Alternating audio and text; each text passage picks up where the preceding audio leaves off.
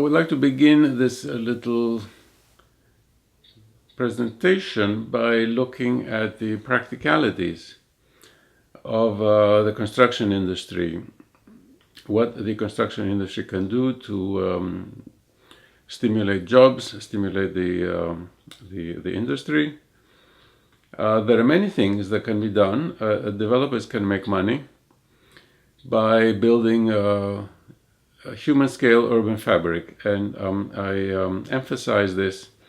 Human scale meaning that environments that have pedestrian connections, that have pedestrian scale, buildings that are relatively medium to high density, up to 4 or 5 stories high. These are the traditional buildings built from traditional materials. They don't have to have traditional materials necessarily, but the scale, the traditional scale, is really very good.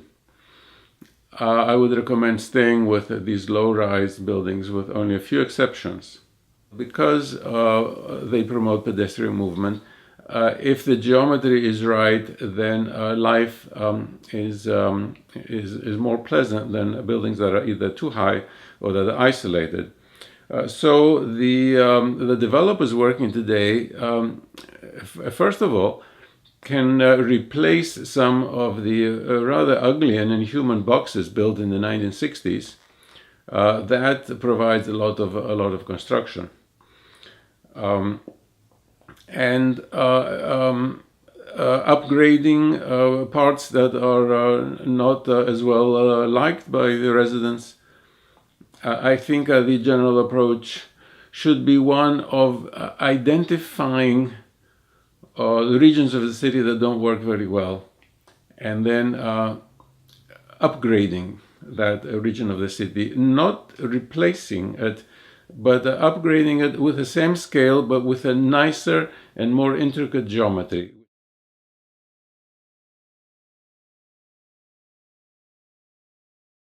Having said what I just did, a developer will ask, why not build extremely high, extremely tall buildings?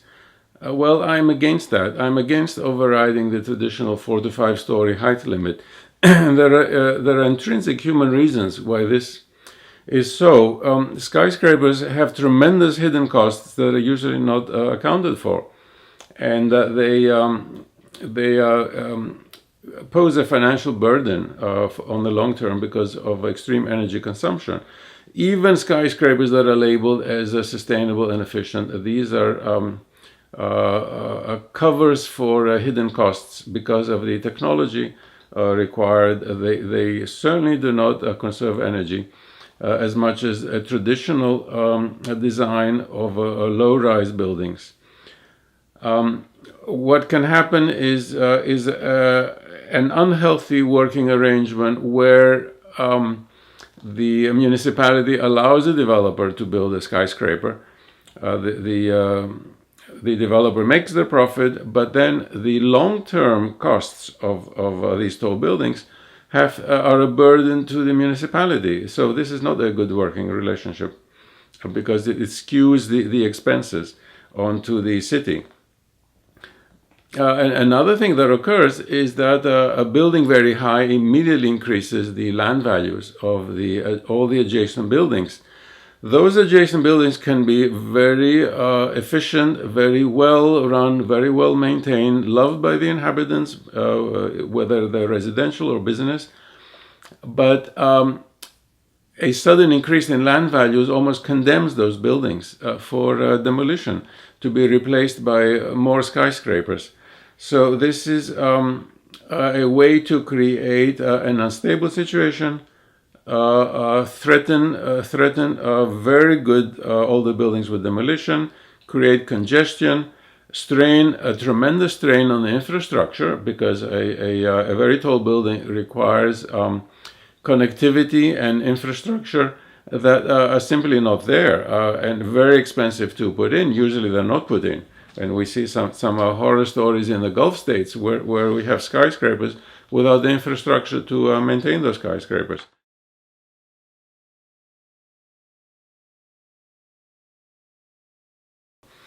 What is happening here can be explained theoretically by focusing on the different levels of scale in a city and the connectivity among those scales. And that determines whether a city region becomes living or dead. Referring to my book, Principles of Urban Structure, and to the voluminous work by my friend and teacher, Christopher Alexander, a city is analyzed as a collection of urban elements of different scale, different size, different intensity. Of course, you want to have a very high building in a city. However, it is a mistake to place tall buildings randomly throughout the city. They just don't fit there because they don't connect, they don't relate with the adjoining scales, the problems that are generated that I mentioned just a few minutes earlier. The connectivity of these different scales has to be such that the scales reinforce each other, going from the very large scale to the intermediate scale to the small scale. Even to the architectural scale and the scale of entrances to individual buildings. All these have to cooperate, and I have written books on this, and Alexander has. If the geometry is a connective geometry, and if those scales are distributed in a proper way, namely distributed actually the same way as an ecosystem is distributed, and the number of different animals in a stable ecosystem, then we can expect the city to be healthy. And when we measure healthy cities, we find exactly this distribution. An unhealthy distribution, such as occurs in many places around the world, an unhealthy scale distribution is immediately a sign of a pathological city, and we see that because the people are unhappy. There are tremendous problems with energy wastage and communication and connectivity.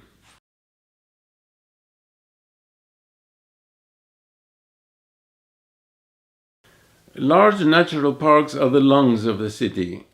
Those cities that are blessed with much older historical large parks should leave them alone and reinforce them in every possible way.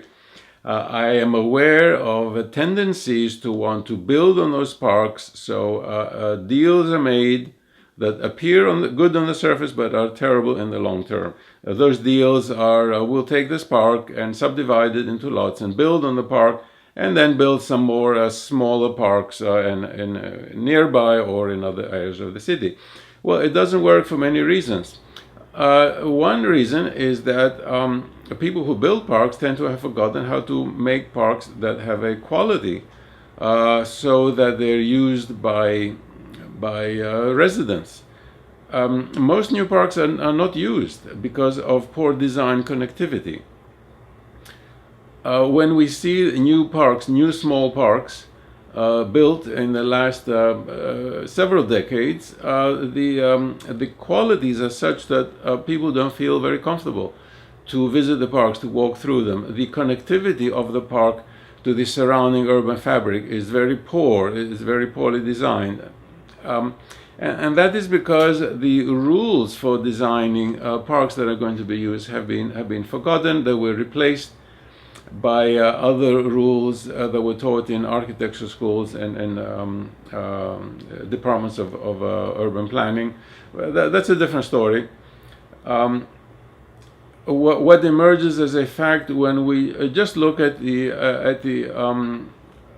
rates of use of different parks, that all the parks were indeed created by people who understand nature much, much better. And recent parks tend to be not used because they just don't apply the correct rules.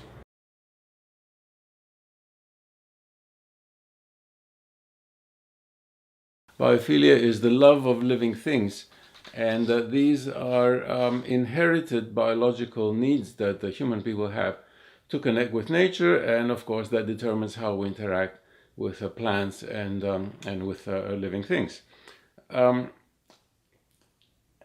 Many or even most architects and urban planners don't know the principles of biophilia. It's a recent topic. Instead, they use a visual green to design green spaces. However, that's totally inadequate. Because a philosophy of design as an image doesn't work. It violates all the principles of biophilia. Biophilia requires for human beings to intimately connect with a living structure, with plants, bushes, or intimately. That's on the scale that they can be touched. When people do that, they're able to do that even in a very small park. Connect on the smaller scales to living structure than that park, that piece of green space is used. If, on the other hand, one puts a very nice looking piece of green next to a highway or next to a commercial building that does not allow connectivity, does not allow access, that's totally useless. Of course, it is better to look at, but you are getting a 1% benefit. Whereas if you put a very similar area of green that is accessible, highly connected, then you have a 100% gain because the people can use that. Again, let me draw crucial distinctions. People who can connect to a green space right next to the residential area, and a properly designed green space next to the residential area, this is extremely valuable. The same area of green put in an inaccessible space because somebody just wants to look at it from far away gives you a 1% benefit, and it's certainly not worth the construction, even though it looks very pretty on a photograph. But this is what has happened in the last several decades, which is design by image instead of design using the principles of biophilia.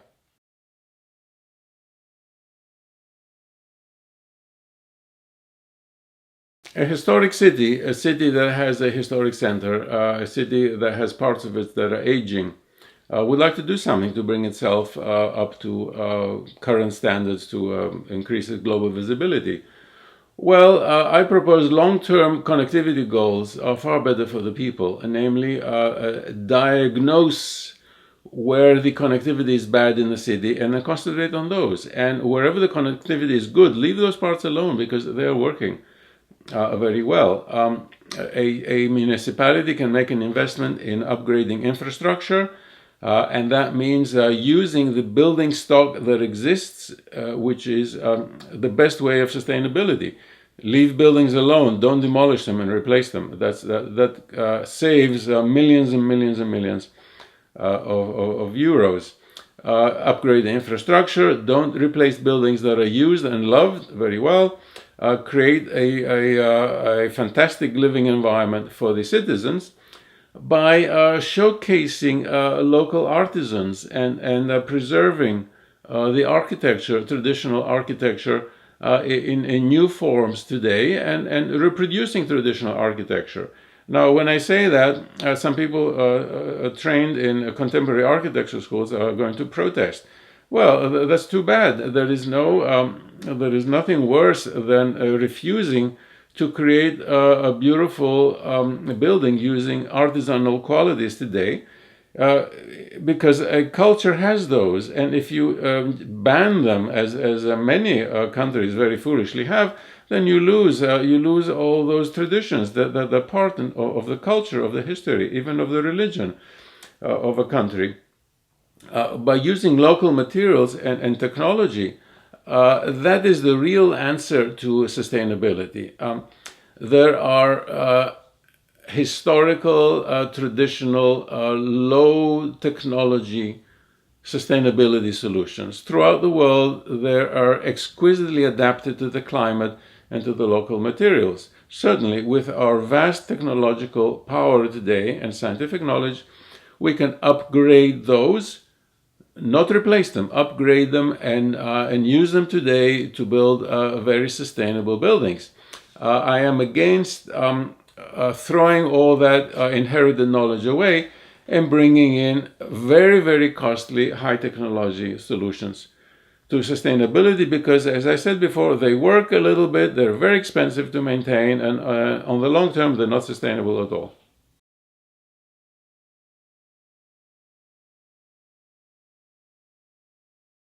I see many cities that want to do something good for their city and for the citizens. They invite a star architect, very famous world figure, to come and design a new part of the city, a part of urban fabric. They expect this to increase commerce and investment. I think it's a disaster. It's a disastrous decision for the simple reason that star architects never went to train in urban design and urban planning. Architects went through architecture school and learned a very visual and sculptural approach to design. But here we're talking about how a city functions. The city is a complex system.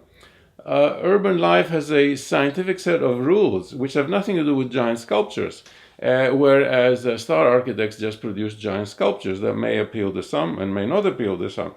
But they certainly have not been trained in creating a working, living urban fabric. That requires a totally different apprenticeship and training. And there are some people around the world who understand how a city works and understand how a living city has to be designed.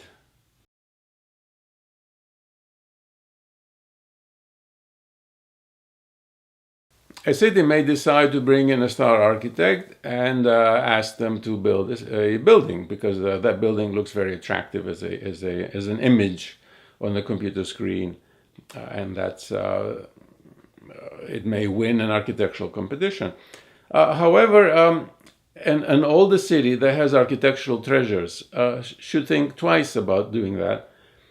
The reason is that star architects today are selling extreme cases of novelty, and extreme novelty is the opposite of the old. Whereas existing architectural treasures are old. That's why they are existing. There is no way to reconcile the extreme statements of newness with respect for the old. And when we see buildings that star architects have built around the world, the design philosophy is to contrast as much as possible with historical buildings. So we cannot expect them to respect the context of historical buildings. In the same way, we cannot expect star architects of the day to respect the traditional urban context. And that's obvious when we see buildings that have been built. They do not respect the urban context. They do not respect the historical context. They clash with historical context. The main aim of the star architect is to build an iconic building that focuses strictly on itself, that draws away from anything wonderful that the city has to offer.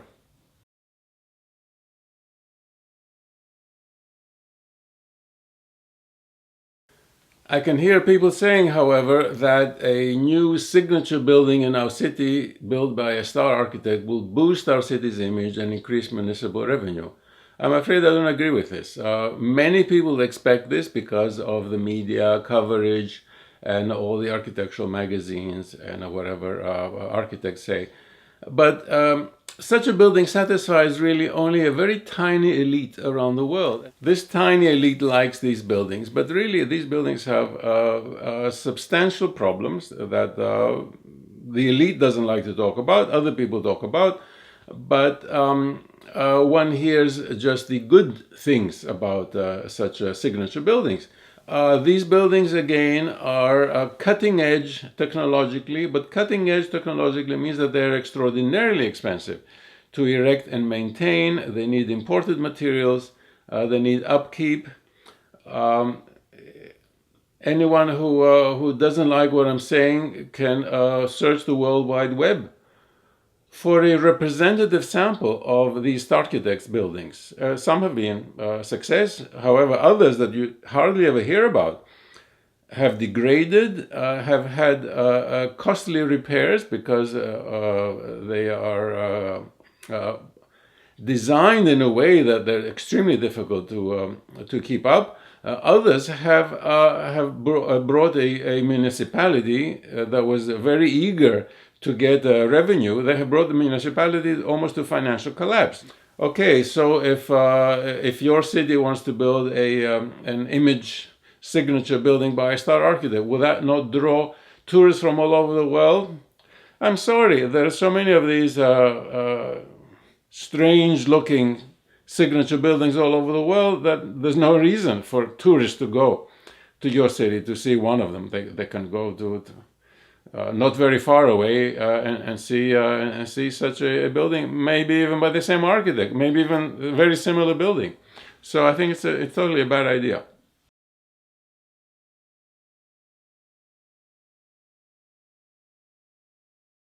Let me conclude by mentioning the controversial topic of cultural hegemony and how this ties into international style architecture. This is a philosophical discussion of how external tastes can penetrate the defenses of a society that wants to defend its culture and heritage from outside intrusion. Cultural hegemony coming from the outside wants to replace the historical sources of identity of a society, which to me is not a good thing, and to promote global consumerism. Now, I'm against global consumerism because that is using up our natural resources, and it's driving our world to unsustainability and ecological disaster. Cultural hegemony promotes the cult of modernity, not modernity itself, but the cult of modernity, by offering a peculiar set of fantasies and visual symbols.